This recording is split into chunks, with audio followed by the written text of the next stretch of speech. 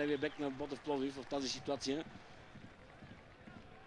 Още веднъж тази многохолова атака, преминала през 3-4 футболисти, накрая центрирането на Юнес Хамза малко не достигна на Доре там, а пък вижте сега какво направи тук. Веско Минев, но пък малко терен не му достигна да се докопа до тази топка и да продължи атаката. Сега внимание, Александър Бранков безпроблемно връща назад към Галев. Той разтегля на дясно, където Елтон Дос Рейс. Атакуван от Доре. В крайна сметка тъч за гостите в тази 27 минута. Последните 5 мача Ботев Пловдив има една единствена победа, колкото и странно да е това. Тя е срещу Нефтохимик в последния кръг. Преди това Тимът направи 2-2 с Лудогорец. В последния кръг от есенния дял канарчетата загубиха с 0-1 от Черно море. Преди това имаше и две равенства 0-0 срещу Берое у дома и срещу Локомотив Пловдив като гост на Лута. Така че в последните 5 мача Ботев Пловдив има една единствена победа и тя е срещу Нефтохимик. Така че жизнено важен успех гони Станимир Стоилов тук срещу Локомотив София, защото наистина точките са изключително нужни, които ще се зачитат и в втория дял от шампионата, в плейофа, който започва следващата седмица, в двете плейофни седмици. Абсолютно същият и пълен актив от точки си остават за двете групи, за всички отбори в тези две седмици. Въпросът е наистина много интересен. Кой с кого ще играе още следващата седмица? Жребият е теглен, но пък той зависи от позиционирането, от класирането на отборите след изиграването на този последен 26-ти кръг. Могат да се случат наистина много интересни неща. Отбора на Ботев Пловдив в следващата седмица в сряда гостува в София на Левски. Отбора на Левски в турнира за Купата на България, а при определено стечение на обстоятелствата след изиграването на този матч и матч от 16-15 между отборите на Левски и ЦСК, има вероятност в рамките на 7 дни Ботев Пловдив да играе 3 пъти срещу отбора на Софийския Левски. Така че много интересни въртележки могат да се случат. Разбира се, това преминава през няколко условности. Те са свързани с това, че Ботев Пловдив би следвало да вземе този матч тук срещу Локомотив София, нещо, което се очаква. И другата условност е свързана с това, че Левски трябва да победи ЦСКА. Тогава може да се получи такава интересна въртележка, че Ботев Пловдив и Левски ще трябва да играят в рамките на една седмица между 12 и 19 март 3 пъти. 2 пъти за Купата на България и веднъж за шампионат. Но това има време до него. Първо трябва да видим, разбира се, изиграването на всичките тези 7 срещи от този 26-ти последен редовен кръг от шампионата. След което да видим кой отбор на кое място ще се класира и да видим тогава с кого ще играе. По-вероятно обаче трябва да кажем, че още следващата седмица да бъдем свидетели на още едно вечно дерби между отборите на Левски и ЦСКА. Тук нарушение сега в центъра на терена, защото Абел Анисе най-вероятно ще има нов жълт картон. Точно така. Димитър Илиев е човекът, който ще го получи. Втори жълт картон в състава на Локомотив София. Димитър Илиев с жълт картон в тази 30 минута. Половин час игра спортния комплекс в Коматово. Ботев Пловдив и Локомотив София играят при резултат 0-0. Ето това, което направи Димитър Илиев преди малко. Спъване отзад. Се надяваме, че няма никакъв проблем с Абел Анисе, който все още е на тревата и получава лекарска помощ. Говорейки за този 26-ти кръг, който започва с този матч, който наблюдавате в момента, Ботев Пловдив срещу Локомотив София. Няколко пъти ви споменах, от 16:15 по TV7, Левски срещу ЦСКА. Утре в 15 часа по Нюс 7 може да наблюдавате матча между отборите на Славия и Локомотив Пловдив. От 15:30 още два матча. Любимец Черно море и Пирин Нефтохимик. Пирин Гоци Бечев срещу Нефтохимик. И 26-ти кръг ще се затвори с два късни матча. Бургас Черноморец приема Берое. Важен матч за двата отбора в долната половина от таблицата. От 17:15 по Нюс 7 и безспорното дерби на върха. Матчът между отборите на Литекс и Лудогорец в Ловеч от 19:30 пряко по TV7. Студиото започва 10 минути по-рано. Сега отново какво се случва тук на стадиона в Коматево. Възможност сега за Юнес Хамза да надбяга Каме Хаджиев, но все пак левия бек на Локо София бе по-близо до топката и стигна до нея по-бързо. Елтон Дос Рейс сега много нескопосено разконцентрирано отиграване. Топката бе в неговите крака, но успя да я спре и тя излезе в странично хвърляне. Спрокел. Задържа Спрокел, подхлъзна се. Сега внимание, Димитър Илиев открадна тази топка. Безконцентрираност, грешка в действията на Спрокел. Центриране, там е Маркиньос, не успя, не достигна по-скоро топката до Маркиньос. След това нахлуване на Димитър Илиев отдясно. Груба грешка в защитата на Сивърт Спрокел. Преди секунди можеше да подари и да донесе нещо много опасно за домакините и да подари нещо пък за гостите в тази ситуация в 32-та минута. А там пък виждаме много сериозна болка изпитва Веселин Минев в своят глезен. Да видим отново какво се случи. При тази борба за топката бе настъпен много сериозно от Румен Трифонов. Борба за топката, чисто футболен момент, може да кажем. Усети и Румен Трифонов, че поударил по-сериозно. Как си изкриви глезена тук Веско Минев. Наистина много неприятно. И явно болката, която усеща Веско Минев, е много сериозна. Общо взето, чисто футболен момент, чисто футболно единоборство бе това, което бе между Румен Трифонов и Веселин Минев, но определено Веско Минев ще има проблеми и ми се струва, че няма да може да продължи този матч. Ето отново. Да, много неприятно. Много неприятно. И Веселин Минев стъпи, а пък и после да усложни нещата натискането отгоре на Румен Трифонов в тази ситуация, но пак казвам, сигурен съм, че не е имал никакъв умисъл от страна на Румен Трифонов и той през цялото време стои до него и го успокоява сега. Футболиста на Локомотив София. Джентълменско поведение на Трифонов в тази ситуация. Да се надяваме, че състоянието на Веселин Минев ще е добро след тази медицинска интервенция, но първоначално ми се струваше, че и продължавам да мисля, че трудно ще успеят да го възстановят. Още 12 минути до края на това първо полувреме. Двата отбора играят при нулев резултат все още. Спрокел, човекът, който при тази ситуация, секунди преди тази ситуация, контузията на Веселин Минев сбърка за щастие на футболистите на Ботев Пловдив не фатално. Сега Хамза към Доре. Доре продължава надясно към Йордан Христов, центриране на Христов, но трябва да кажем, че много е активен и много топки преминаха през Йордан Христов, но общо взето нито едно от неговите центрирания, макар и някои от тях да бяха добри, остри и сантиметри не достигнаха на офанзивните играчи на Ботев Пловдив в предни позиции. Общо взето по-високите центрирания са слабички от страна на Йордан Христов. Сега тук претенции на Стефан Генов, в крайна сметка само тъч за Локомотив София. Сега Доре с голямата си крачка тръгна напред, подаване към Хамза. Доре ще получи отново топка от Хамза.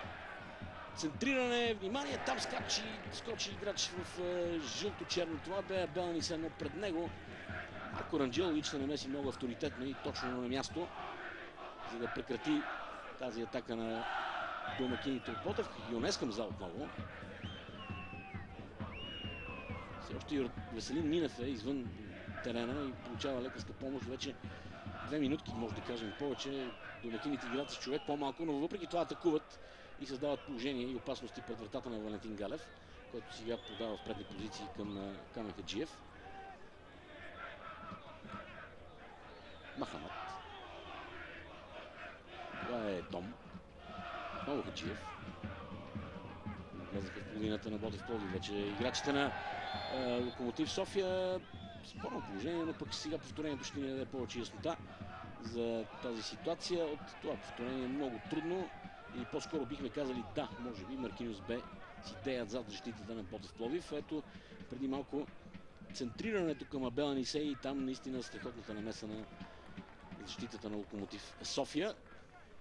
Ето виждате и това, което се прави по крака на Веселин Минев и все пак подготвят левия бек на домакините той да продължи в тази среща.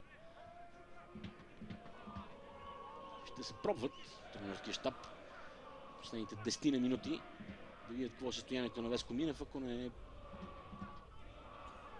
е добро. Предполагам, няма да се рискува неговото здраве. Предстоят много важни тежки битки за Ботев Пловдив, казах ви. Така или иначе от следващия кръг шампионата на влиза в плейофна фаза, в която ни очакват единствено и само големи сблъсъци между най-добрите български отбори в първата седмица и такива за оставане в елита във втората.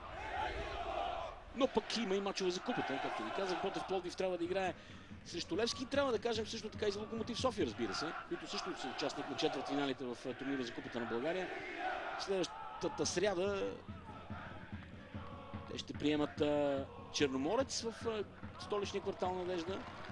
Така че е реален шанс на столичното Локо да прогресира дори до полуфинал в този турнир.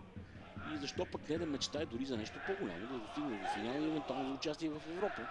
При положение, че възпитаниците на Стефан Генов успеят първо, разбира се, да отстранят Черноморец в 2 мача, а след това да направят нещо на полуфинала, където безспорно ще ги чака, който да премине, дали Локомотив София или Черноморец, ще ги чака вече нещо по-сериозно. Силна двойка в четвъртфиналите Лудогорец Литекс, както разбира се отборите на Локомотив Пловдив и Добруджа е четвъртфинал. Тук добра намеса сега на Марко Ранджелович отново. Нарушение на Фера Бори Горе. Нарушение в тази ситуация.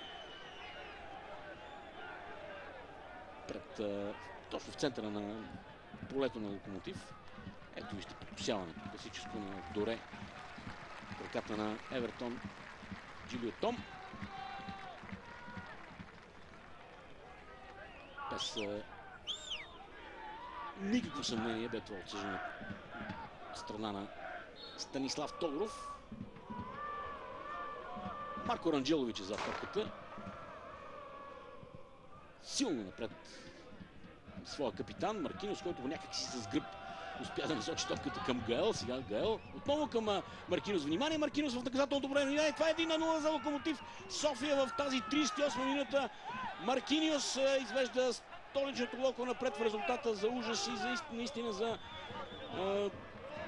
голяма изненада. Това, което всичко очаквахме.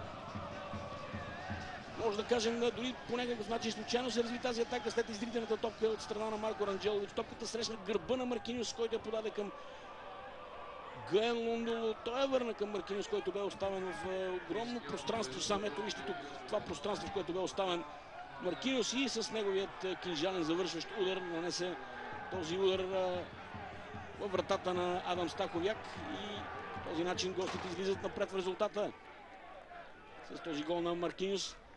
В края на това първо полувреме, в което домакините започнаха много активно, диктуваха събитията на терена, владееха определено повече топката през него, но в крайна сметка гостите на 2-3 пъти застрашиха, не повече, дори 3 пъти ми струва много.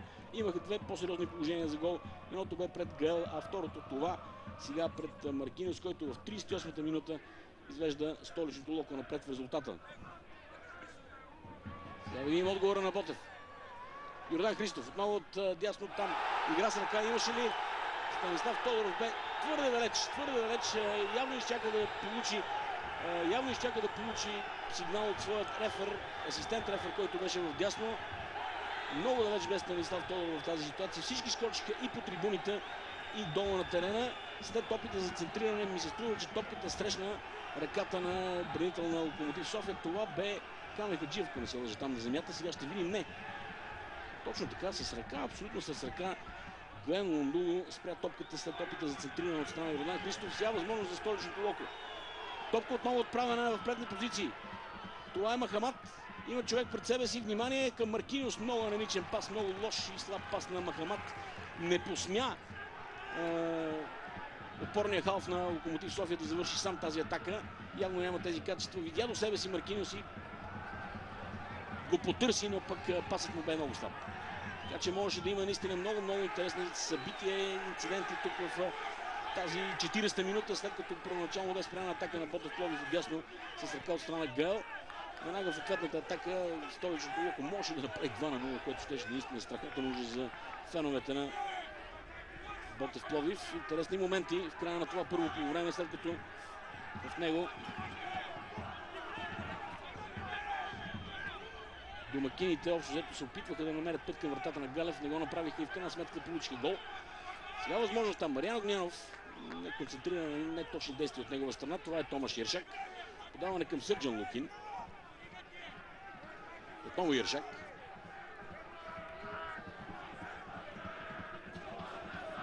Лукин. Люки към Хамза в наказателното поле. Извъртя се много добро центриране. Атаката не е приключила на Ботев Пловдив. Това е Кортиян. Центриране, но този път центрирането не е толкова добро. Трябва да кажем, че в тази 40 минута определено домакините могат да се чувстват ощетени. Ето за това нещо. Изчистена с ръка топка от страна на Гел. Така да се, както сме свикнали да казват съдийските специалисти, футболните специалисти, не естествено разположение на ръката. Определено ръката на Гел потърси контакт с топката и това центриране щеше да се получи при положение, че топката бе минала. По този начин Гел с ръка изпрати топката в ъглов удар. Тук изчистване с задна ножица от страна на Бранеков, след което имаше може би нарушение от страна на Гел, но пък тук Тодоров пусна и да продължи играта с авантаж. Елтон да се изчисти. Много сериозно се затегна обръча след падането на този първи гол пред вратата на Галев. Разбира се, домакините го затегнаха този обръч. Иршак. Назад към Сивърт Спрокел. От Томаш Иршак.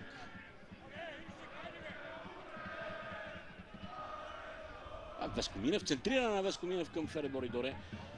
Отново той остана под топката. Спрокел към Иршак. Много малко време остава за домакините. Още 3 минутки до края на това първо полувреме. Кортиян сега в по-централни позиции. Ударът му срещна тялото на Мариан Огнянов. Това е нарушение, което според мен заслужаваше картон. Няма да получи такъв Томаш Иршак. Много опасно тръгваше отново Маркинес в предни позиции.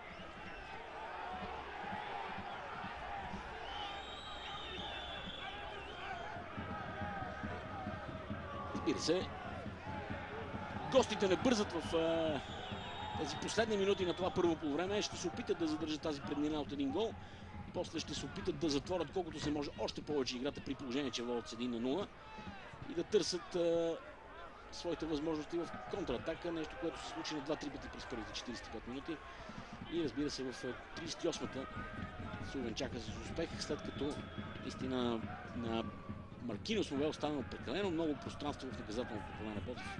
Там бразилецът с български паспорт успя да, български национал бивш също така, успя да се разходи буквално и да отправи удар във вратата на Адам Стаховяк. Това е Румен Трифонов. Връща назад към Димитър Илиев. Задържа Димитър Илиев. Много добре, хитро. Сега атакуван от Доре. Няма сигнал от страна на Станислав Тодоров в тази ситуация. Възможност за атака на домакините. Подаване в предни позиции, където е Хамза. Ще преодолее и той там. Марко Ранджелович не успя. Много добра намеса черногорец в тази ситуация.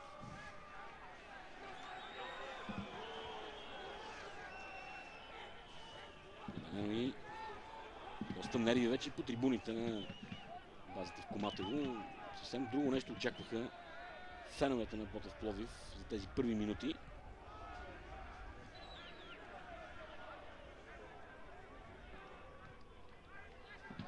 Даваме в предни позиции сега към Йонес Хамза.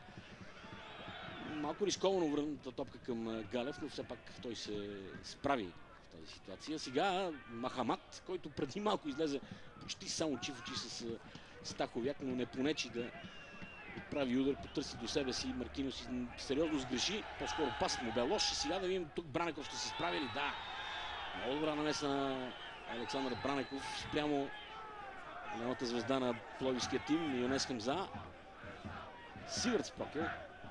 Последна минута на първо по време, да видим какво ще бъде и допълнително назначеното време. Най-вероятно минутка, може би 2, след като имаше интервенция спрямо Веселин Минев малко по-дълго. Бетя. Сега внимание там Томаш Иршак. Но е точно нескопосен удар на Томаш Иршак. Дали пък топката дори не излезе в тъч и този удар на Иршак. Не му се получи удар, просто не нацели добре топката тук Иршак. Малко закъсня с удара. И в страни дойде топката от него. Наистина топката излезе в тъч. 3 минути допълнително време, назначено от Станислав Тодоров. На това първо по време, в което Локомотив София води с 1-0 след гол на Маркинос в 38-та минута.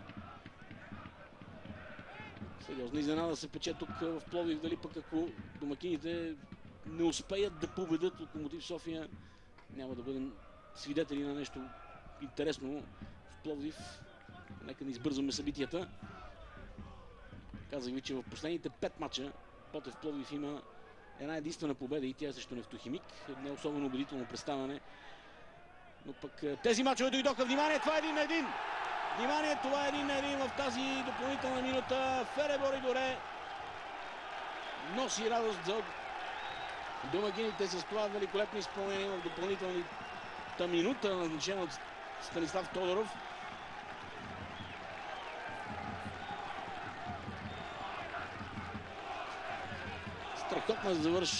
Страхотен завършващ удар този път на Феребор и Доре. Атаката бе започната от Беланисе.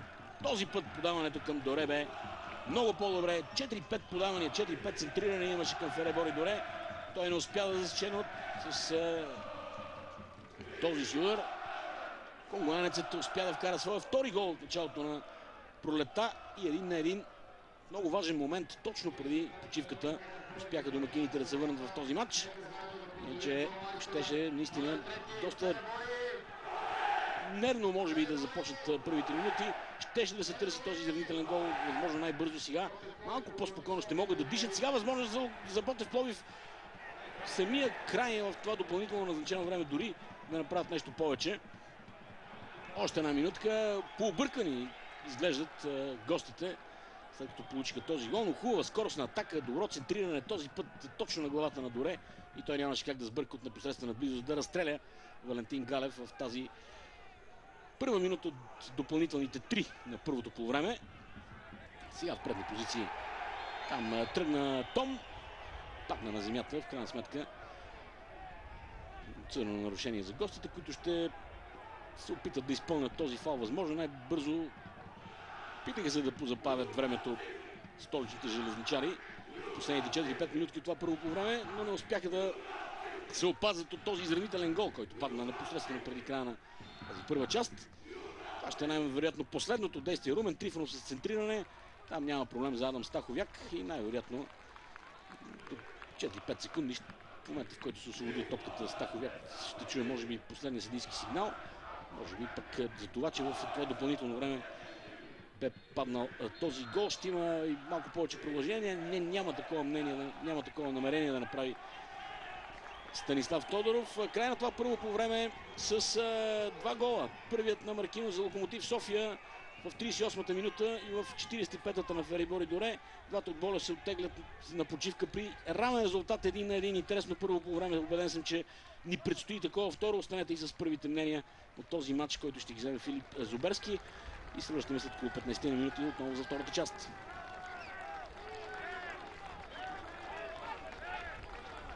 Hello, Bulgaria, and happy birthday, News 7. Celebrate with great journalism, more energy, and lots of viewers.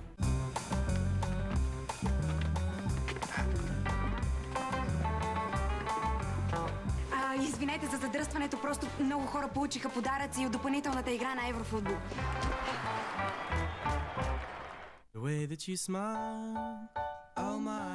В новия буркан на Якобс Монарх Разтворимо е заключена силата на уникалния чаромат. Още по-плътен и наситен. Той покорява сетивата ви напълно. За едно истинско кафе изживяване. Знаете ли откъде минава пътят на героите?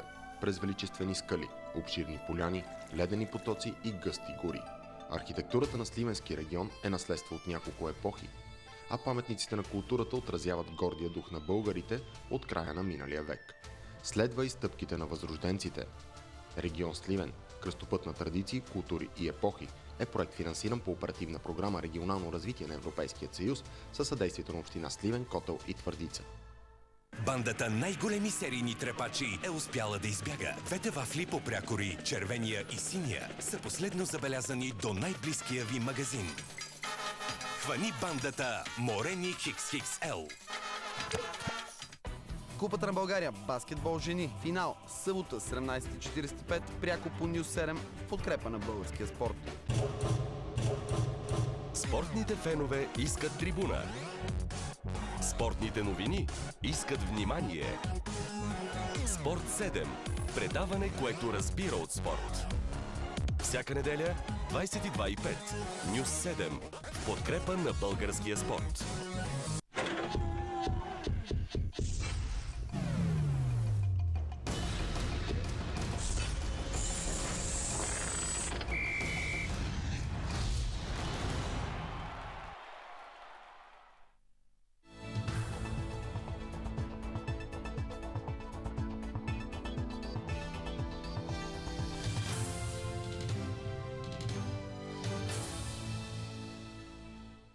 Новините на Нюс 7 с мен Камелия Александрова. Здравейте! Засилени мерки за сигурност заради вечното дерби Левски ЦСКА този следобед. Проверки ще има на два пъти, непосредствено преди стадиона и на самия вход. ТВ7 ще предава пряко вечното дерби. Началото на студиото е в 15:30. От МВР са предприели всички необходими мерки за предотвратяване на евентуални безредици. Ето още от главния секретар на МВР Светозар Лазаров за футболните агитки и издирваните братя Галеви и Йосиф Йосифов Йоско. За нас смятам, че ние сме достатъчно подготвени да опазим обществения ред и да дадем повече сигурност на хората, които са на стадиона и тези, които са гостите на града. Можете ли да потвърдите информацията, че фенове на Локо Пловдив са пращани на антиправителствени протести и Атанас Узунов беше освободен вчера заради това от поста? Има ли такива данни в МВР? Доколкото разбрах, вчера ръководството на Локомотив Пловдив е изнесло подобни данни. Нали разбирате, че няма как аз да се ангажирам, нито е редно МВР да се меси в чисто футболните дела. А МВР няма такива данни, каквито излязаха, че са заловени единия брат, другия брат? Разполагам с такава информация. Би трябвало като висш професионален ръководител на МВР все пак да знам. Издирва ли се още Йосиф Йосифов Йоско? Всички се издирват. Всички се издирват. Когато ги хванем, ще ви уведомим. Имате ли информация да е мъртъв Йоско, както се твърди по сайтове? Не разполагам с такава информация. Във връзка с провеждането на футболната среща между отборите на Левски и ЦСКА от 16 часа и 15 минути над националния стадион Васил Левски се въвеждат промени и в организацията на движение. Заради матча се забранява престоят и паркирането от 8 сутринта до приключване на матча по алеите около национален стадион Васил Левски. В следобедните часове между 14 до 18 няма да може да се паркира на моста пред национален стадион Васил Левски, на улица Генерал Гурко между булевард Евлоги и Христо Георгиеви и булевард Васил Левски, от страната на градинката при паметника на Съветската армия.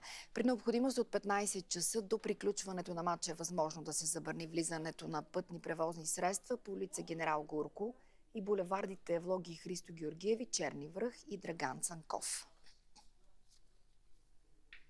Продължава мистерията около изчезналия над Виетнам малазийски самолет с 239 души на борда.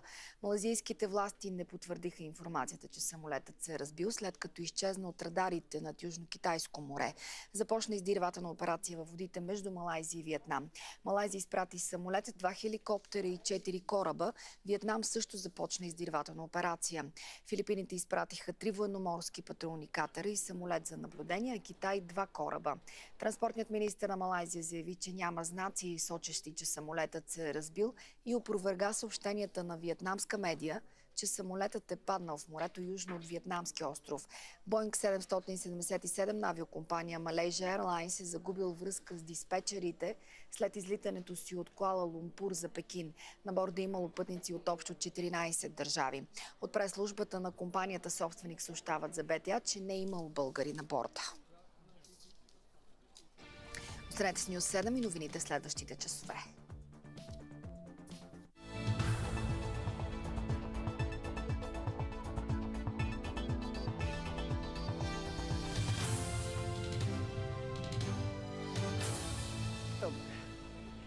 За мен има. Дами и господа, на почивката сме на двубой между Ботев Пловдив и Локомотив София, които се отделиха за 15 минути почивка при резултат 1-1. Гостите от София откриха чрез Маркиньос, а след това Доре изравни в самия край на матча. Продължаваме анализа с моя гост Петър Зехтински. Господин Зехтински, как ви се видя това първо полувреме? Много интересно, наистина много интересно. Локомотив София надмина моите очаквания като организация за защита и с много добри контратаки. Освен гола имаха още 3 положения, които пропуснаха, не ги изиграха по най-добрия начин. Иначе през другото време нашия отбор владееше инициативата и топката държеше, но не можахме да намерим правилния момент за или да реализираме